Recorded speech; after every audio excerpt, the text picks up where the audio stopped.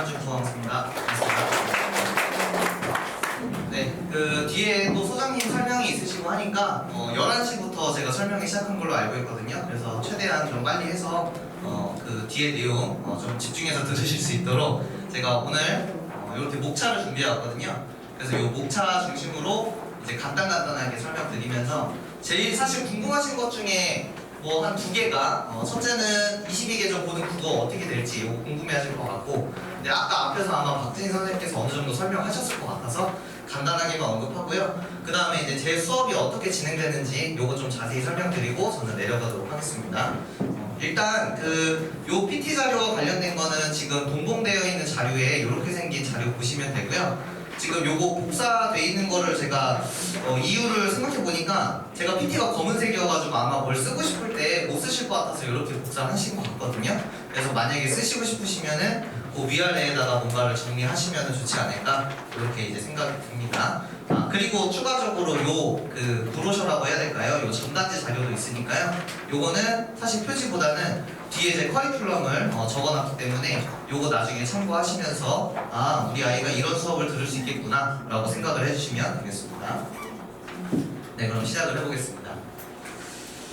일단 제 소개를 늘 할 때마다 드리는 게 제 나름대로의 캐치프라이즈는 이제 국어의 기본을 통해서 본질을 꿰뚫는다, 이런 이제 멋들어진 캐치프라이즈를 만들어서 하는데요. 그냥 간단하게 말씀드리면 국어의 기본, 그러니까 다른 말씀드릴 필요 없이 잘 읽게 만드는 거, 그거를 제가 주 목적에 두고 있다, 이렇게 간단하게 생각해 주시면 되고, 그리고 방금 원장님께서 설명해 주신 것처럼 제가 원래는 작년에는 2~3명밖에 없었는데 친구들이 감사하게도 고맙게도 제 수업을 많이 선택을 해줘서 지금 사실 요거는 이제 최근 반영은 아니고요. 최근에는 이거보다 좀 더 늘어나서 사실 10배보다 조금 더 늘어났습니다, 제 학생이. 네, 그리고 저는 지금 미급 명인뿐만 아니라 지금 러셀 강남이랑 러셀 중계에서도 출강을 하고 있고, 이거 이제 맞다내려만 조금 이제 정보인데 내년에는 러셀 대치에도 출근 예정이라서 열심히 하고 있는 강사다, 이렇게 설명을 드릴게요. 네, 그러면은 이제 요 다음 내용은 그냥 간단하게만 보고 넘어가시면 되는데요. 일단 제 소개를 할 때 늘 드리는 건데, 처음으로 제가 늘 소개 드릴 때 저는 함께 뛰는 강사다, 요거를 이제 말씀드리려고. 요거 그냥 수험표입니다. 왜냐하면은 제가 직접 수능을 보거든요. 그래서 한 3주 남았죠? 2주 정도 남았는데 2주 정도 남아있는 수능도 또 보고, 그날 저녁에 바로 여기 정시대비반이라는 관을 또 제가 수업하거든요. 그날 저녁에 바로 수능 해설 강의를 아이들 풀리고 그렇게 하고 있다, 요거 이제 강조해서 말씀드리려고 띄워놨고요.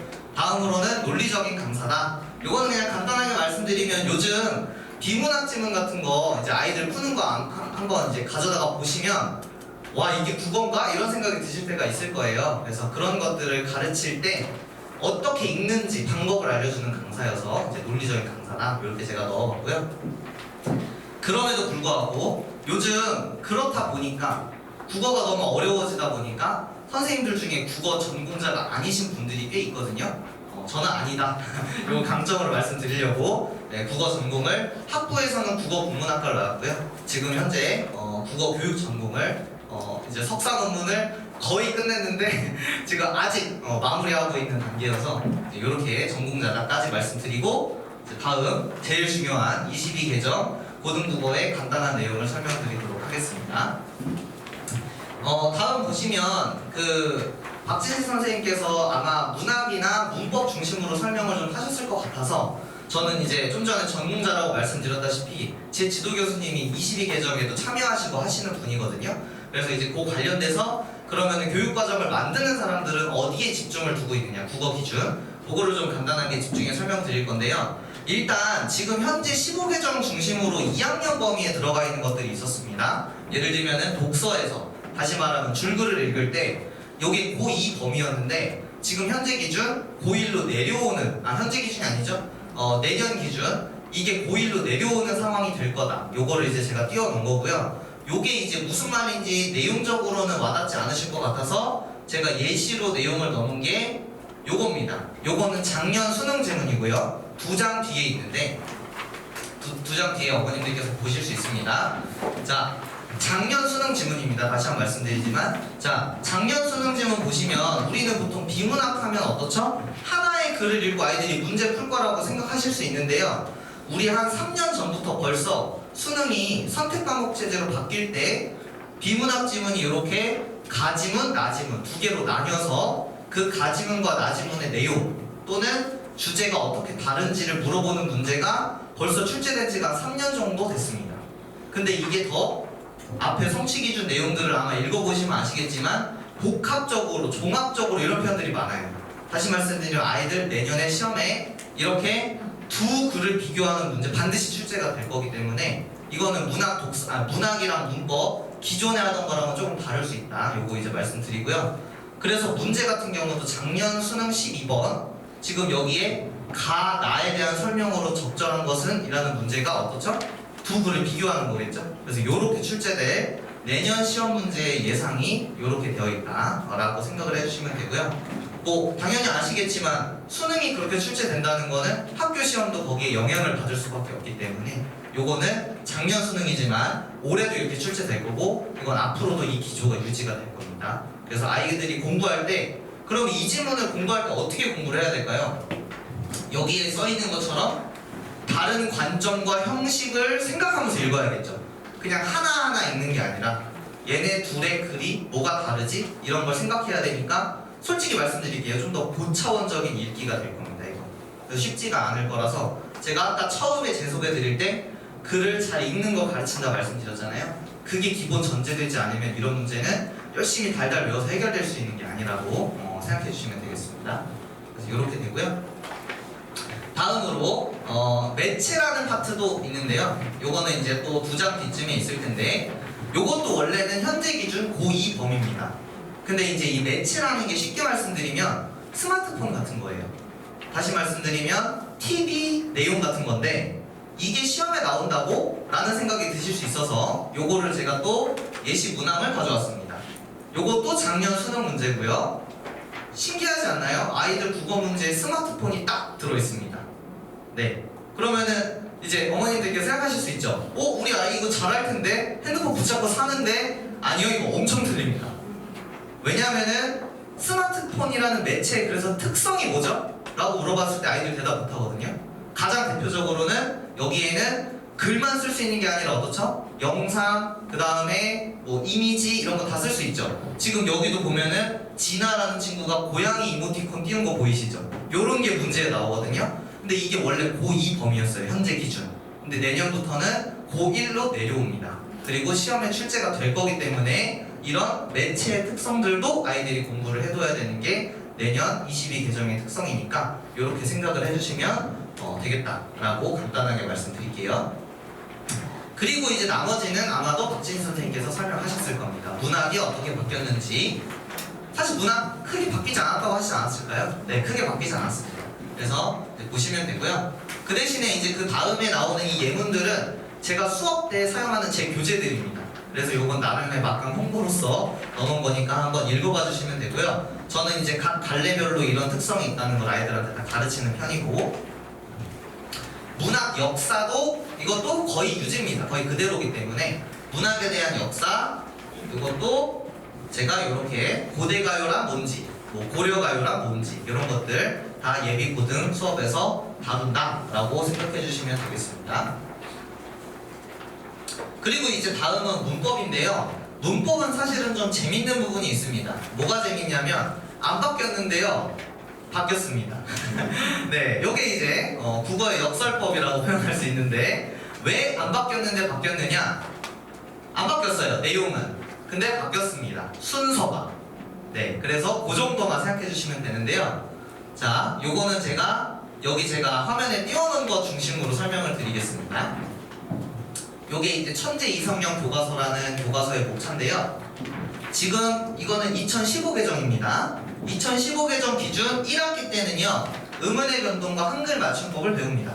지금이에요, 지금 1학년 친구들. 그리고 2학기 때는 이 올바른 문장 표현이 뭐냐면 높임 표현, 뭐 피동, 사동, 요거 아이들 힘들어 하잖아요. 거기에다가 제일 힘든 거, 이제 2학기 기말고사의 중세국어. 여기 오른쪽에 있는 게 2학기고요, 현재 기준. 그리고 왼쪽에 있는 게 1학기입니다. 근데 이제 어머님들께서 생각해 주셔야 되는 건 이건 지금이고요. 자, 그러면 내년에 어떻게 되느냐? 요거 있죠? 한글 맞춤법, 요게 오른쪽으로 움직이고요. 내년에는. 그리고 요거 있죠. 높임 표현. 요게 왼쪽으로 움직입니다. 그럼 어떻죠? 안 바뀌었는데 바뀌었죠? 그게 이제 정확합니다. 그러면 이제 아이들이 예비 고등 중3 때 공부를 해야 되는 거는 의문의 변동이랑 한글 맞춤법이 아니라 의문의 변동과 높임 표현을 미리 하면 선행이 되겠죠. 1학기. 네, 요런 순서로 되는 거랑 이제 아까 제가 요 브로셔 같은 거 보세요 라고 말씀드렸을 때 이따가 보여드릴 건데요. 거기에도 제 예비 고등 수업은 원래 이전까지는 요걸 가르쳤었는데 제 예비 고등 수업은 이제 이걸 가르치는 걸로 바뀌었습니다. 왜냐하면 1학기 때 시험을 어쨌든 잘 보는 게 좋잖아요. 그리고 내년 여름방학 때 이제 한글 맞춤법 배우면 되겠죠. 내년 여름방학 때 이렇게 순서가 바뀌었다라고 생각해 주시면 되겠습니다. 그래서 제가 이제 성취 기준의 변화를 간단하게 정리해 놨는데요. 요것도 한번 읽어보시면 되는 거라 이미 설명 다 드린 거 보시면 되겠고요. 그리고 이제 또 궁금해 하시는 것들이 있어요. 뭐냐면 5등급 상대평가로 바뀌면 이제 어떻게 되느냐, 요거 이제 궁금하신 분들 많으신데 사실 요 내용적인 거는 또 이제 소장님께서 설명을 구체적으로 하실 테니까 저는 간단하게 뭘 설명할 거냐면, 자, 상위 10% 이내에 드는 게 1등급이죠.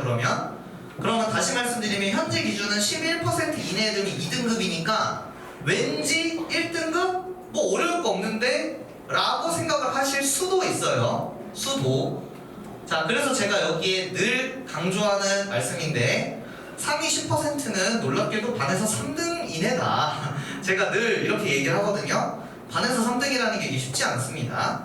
그리고 동시에 어머님들께서 많이 물어보시는 것 중에 하나가 우리 아이가 책을 안 읽어서 우리 요즘 친구들이 문해력이 떨어져서 국어를 못한다 이런 얘기 하시는데, 저는 이런 얘기 할 때마다 솔직히 말씀드리면 아이랑 제가 통화하거나 상담할 때는 어머님들 편 들어드리고요. 어머님들 앞에서 제가 애들 편 들거든요. 이제 지금부터 애들 편을 들 겁니다, 제가. 자, 아이들이 정말 문해력이 떨어져서인가? 이것도 작년 수능, 이건 놀랍게도 문학 문제입니다. 이거 유명했어요, 작년에 뉴스에서. 읽어볼게요, 제가. 너는 있는 것이 병이라고 생각하느냐? 있는 것은 병이 아니다. 너는 잊지 않기를 바라느냐? 잊지 않는 것이 병이 아닌 것은 아니다. 자, 저는 이제 애들 편을 들 거예요. 아이들이 문해력이 떨어지고 있을까요?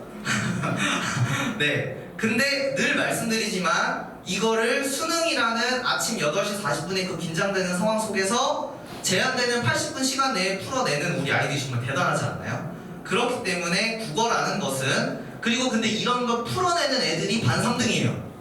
그렇기 때문에 어렵다는 거죠. 그래서 제가 이걸 넣는 거고, 그럼 이런 문제를 어떻게 풀어야 돼요, 선생님? 그래서 제가 잘 읽는 방법. 이 경우에는 제가 어떻게 풀라고 시켜줬냐면, 일단 있는 것은 병이 아니라고 했죠? 그러면 있지 않는 것은 병이 아닌 것은 아니라고 했으니까 그냥 부정에 부정해서, 자, 있는 것은 병 아니고 있지 않는 거는 병, 이렇게 두 개로 쪼개서, 그러면은 예를 들면 애들이 이 문제 풀 때 양쪽에 써 있어요. 병이라고 생각하는 거 쭈루룩, 병이 아닌 거 쭈루룩, 이렇게 정리를 해야 국어 문제를 풀 수 있는 정리가 되거든요. 그래서 요 연습을 저랑 같이 이제 하는 과정이다 라고 생각을 해주시면 됩니다. 이게 국어예요, 요즘. 참 그렇죠. 네. 그래서 이제 22개정 내신 대비의 본질에 대한 내용도 제가 적어놨는데, 요거는 그냥 간단하게 말씀드리겠습니다. 옛날에 중학교 때처럼 2주 암기한다고 되는 문제가 아니기 때문에 미리미리 해야 된다. 요건 근데 어머님들께 말씀드리는 게 중요하지 않아요. 사실 어머님들께서는 이미 얘기하고 계셨을 거고, 이건 제가 애들한테 이제 잔소리를 하는 문제이기 때문에 이제 요거 저랑 예비고등 과정에서 열심히 할 거다라는 내용이고요. 이제 예비고등 커리큘럼 요거를 이제 보여드릴 건데요. 요 내용들 지금 아까 보여드렸던 요 전단지의 뒷면에 다 적어놓은 그대로 내용입니다. 그래서 한번 보시면 되고요. 그 대신에 이제 중요한 거는 요 표 있죠? 네, 요것만 간단하게 설명드리고 제 커리큘럼 어떻게 진행되는지 말씀드리고 저는 내려가도록 하겠습니다. 지금 저는 금요일날 오후 6시 개강으로 지금 다음 주부터 이제 수업이 시작되는데, 일단은 먼저 아이들한테 수업할 그 과정이 뭐냐면, 일단 문학은 크게 바뀐 게 없죠. 그렇기 때문에 일단 아이들한테 필요로 하는 화자부터 운율, 그 다음에 뭐 심사, 기본적인 것들 있죠. 이런 것들을 다지는 과정이 문학 과정이 될 거다라고 생각을 해주시면 되고요. 그리고 나서 사실은 이 독서가 제가 좀 강조하는 부분인데, 지금 고1 모의고사 독서라고 제가 적어놨죠. 요거는 왜 그러면 고1 모의고사 독서를 푸느냐? 이게 아까 말씀드렸던 요즘 고1 모의고사에 요거는 이런 지문들이 들어있을 수 있고, 그 다음에 아까 보여드렸던 네, 요런 지문들이 들어가 있습니다. 그래서 벌써 빠르게 정리를 하고 있는 거죠. 그래서 이렇게 저랑 11월 8일 다음 주부터 시작이 되고요. 그리고 문법이 사실은 좀 중요한데요. 왜냐면 문법은 품사 기초까지는 그냥 뭐 일반적인 내용입니다. 기초적인 걸 가르치는 거예요. 사실 품사 중1 때 배운 거거든요. 하지만 우리 친구들은 다 잊어버렸기 때문에 처음부터 다시 하는데, 여기서 제가 강조할 점은 여기 12월 6일부터 하는 요 과정, 우리 지금 중3 친구들 기말고사의 대부분의 중학교가 문장의 짜임이라고 해서 이어진 문장, 아는 문장, 뭐 관형절을 아는 문장, 이거 시험 범위로 들어갈 거거든요. 2학기 기말고사 때. 그러니까 아무리 내가 2학기 기말고사 안 중요하다고 해도 은근히 애들 신경 쓰이거든요. 그래서 그 내용을 제 예비고등 수업 때 같이 할 거니까, 왜냐하면 요거 제가 조금 잡아주면 애들 금방 이거 수월하게 하거든요. 그리고 요거는 슬프게도 중3 때 배우면 고등학교 때 배울 그 구간이 없습니다. 요건 여기서 끝이에요. 그 아는 문장, 이어진 문장 관련 개념들. 그래서 요때 미리 배우고, 그런 다음에 아까 말씀드렸던 뭐 높임 표현, 시간 표현, 이거는 이제 1월 넘어갔을 때 더 본격적으로 이제 들어가니까 요렇게 생각을 해주시면 되겠습니다. 요거는 문장과 관련된 개념, 요거는 품사, 뭐 명사, 대명사 이런 관련된 개념을 배운다라고 생각해 주시면 되겠습니다. 요거는 궁금해하실까봐 제가 제 고등 커리큘럼 문학 목차를 넣어놓은 겁니다. 이거 문학 교재 목차입니다. 요런 내용을 배우고요. 그리고 이제 마지막으로 관리 시스템은 보시면 될 것 같고요. 주간 과제 주고 매주 형성평가 보고, 그리고 마지막에 설명드리겠지만 제 수업이 6시부터 시작되거든요. 요거 어머니들이 제일 좋아하십니다. 저희 수업은 3시간입니다. 그러면 뭔가 애매하게 9시에 끝나죠? 그렇습니다. 남깁니다. 자, 요런 거 있죠? 형성평가 같은 거 제대로 통과 못한다? 남아서 그럼 재시험 보고 가야죠. 근데 왜냐하면 10시에 끝나면 남기는 게 법으로 문제가 되니까 그렇게 될 수가 없잖아요. 그래서 남겨서 풀리고, 그럼에도 불구하고 또 안 되면 아까 원장님께서 말씀하신 것처럼 또 다른 날 부르고, 이렇게 이제 저는 좀 아이들을 좀 더 공부하게끔 이제 괴롭히는 편이기 때문에 이렇게 아이들과 어머님들께도 문자도 나가는 편이라서 이것도 늘 확인해 주시면 될 것 같고요. 그 남겨서 아이들 질의응답하고 해야 될 거 하는 과정을 멘토링이라고 제가 부르니까, 다른 학원에서는 보통 클리닉이라고 하시는데 제가 멘토링이라 하면 이런 내용을 하는구나 라고 생각해 주시면 되겠습니다. 그리고 마지막으로 요거는 뭐 대단한 건 아닌데요, 제 교재 표지가 예뻐서 자랑하려고 가져와 봤습니다. 왜냐하면 그 인쇄된 자료에는 흑백이어서 이게 잘 안 보이더라고요. 근데 사실 우리 친구들 교재 예쁜 거 되게 중요하다고 저는 생각하기 때문에, 네, 그래서 지금 또 제가 이제 말씀드리고 싶은 건, 교재가 총 9권이 나올 거예요. 근데 그 9권이나 되는 이유는, 일단 1학년 교재, 제가 예비 고등 수업 때 하는 교재가 요건데, 요 표지는 약간 달라질 수는 있으나 지금 교재가 우리 1학년 친구들은 약간 노랑노랑하죠? 네, 제가 일부러 이렇게 다 설정을 한 겁니다. 우리 병아리 같은 친구들이기 때문에 1학년 교재들은 이렇게 노랑노랑한 교재로 하고, 그리고 나는 문법이 부족하다 하는 친구들은 보통 제가 여름방학 때 문법 특강을 개설하거든요. 그런데 이 문법 특강 교재를 이렇게 아이들이 수업을 들을 수 있게 제가 교재를 만들어 놨다, 이렇게 이제 보여드리고, 제 수업을 들으면 이게 장점인데요, 뭐냐면 아이들 2학년까지 쭉 이어지고, 그리고 2학년 1학기는 아직 22개정이라 확정이 아니라 말씀을 일부러 안 드렸는데, 아마도 지금처럼 그대로 간다면 1학기 내내 문학일 거예요. 1학기 내내. 그렇기 때문에 보통 2학년 겨울방학, 그러니까 2학년 올라가는 겨울방학 때는 문학만 수업합니다. 그래서 문학특강 교재가 이렇게 있고요. 그 다음에 여기에 그 독서특강은 뭐예요? 2학기 때 또 독서만 시험 보는 학교들이 있습니다. 그러면 여름방학 때 하는 교재입니다. 그래서 약간 여름 하죠? 네, 이렇게 교재가 되어 있고, 그리고 제 수업의 장점이라고 말씀드리고, 마지막은 저는 고3까지 아이를 졸업시키는 데까지 모든 교재를 다 만들어 놓고 있기 때문에, 지금 고3 기본 교재와 문제풀이 교재와 그 다음 파이널 교재까지 이렇게 만들어서 수업 계획을 짜고 있다 라는 걸 말씀드리려고 이렇게 교재 9권 가져왔습니다. 네, 요게 이제 마지막 페이지인데요. 지금 여기 11월 8일 금요일, 다음 주 금요일 오후 6시에 개강한다는 내용을 제가 적어놨고, 이제 아까 우리 과학 선생님도 말씀하셨던 것처럼 궁금하신 거나 질문 있으시면은 여기 이 번호, 제 개인 번호니까 연락 주시면 제가 설명드릴 거고, 만약에 그렇지 않고 따로 이제 질문하시고 싶다 하시면 학원 측에 이제 얘기 주시면은 제가 이제 따로 연락 받아서 설명드리도록 하겠습니다. 네, 저는 오늘 그럼 여기까지 하고요. 지금까지 들어주셔서